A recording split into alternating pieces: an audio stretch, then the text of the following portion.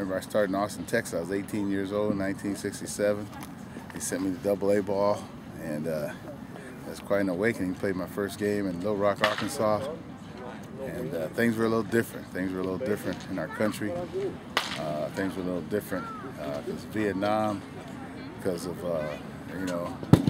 racial unrest, the quest for equality, and it was a different time and place, especially for me, coming from California, Northern California, hanging out in Berkeley and Haight-Ashbury and Winterland and Fillmore, and going to different concerts, and then going right to the South where it was totally the opposite, different of where I came from.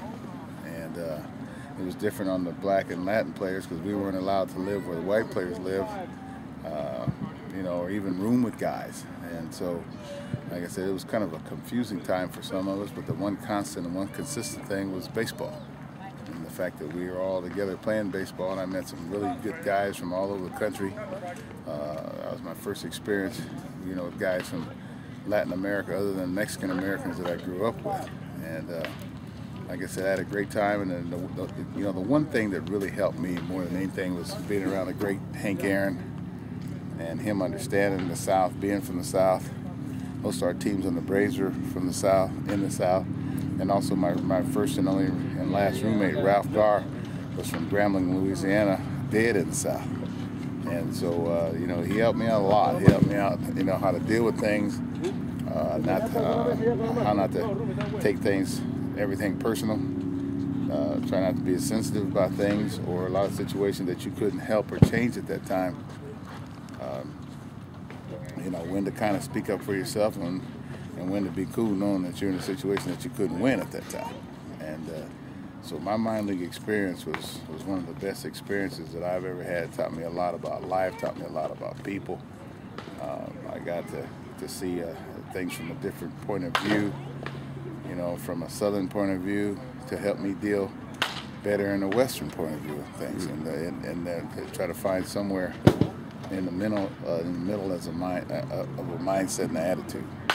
Oh yeah, there's a lot of segregation. And like I said, we couldn't live where the white players lived, and we had to all live together. Consequently, what happens is you got close to a lot of the African American and Latin players on the other team, because when you go to their towns, you had to know where to go, that was safe for you to go to.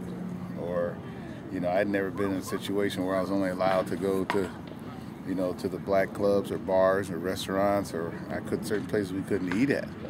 And then during the middle of all of that, then I ended up joining the Marine Reserves from 69 to 75. So, I had a whole bunch of different outlooks on things. And, then everybody had afro if you're African American or Latin, and I couldn't grow one for a long time because how long can your hair grow in a month before you got to cut to go back to Marine Corps duty? So, like I said, it was, there was a lot of pleasure, a lot of joy, some anger and confusion mixed in with learning experiences. But all those things helped me deal, I think, in today's world with everybody, because it's going to be hard to be in an environment or a situation that I hadn't been in. And not to mention, prior to all that, going to the South and different places, I was the only black guy, well, two blacks in my high school, me and my brother.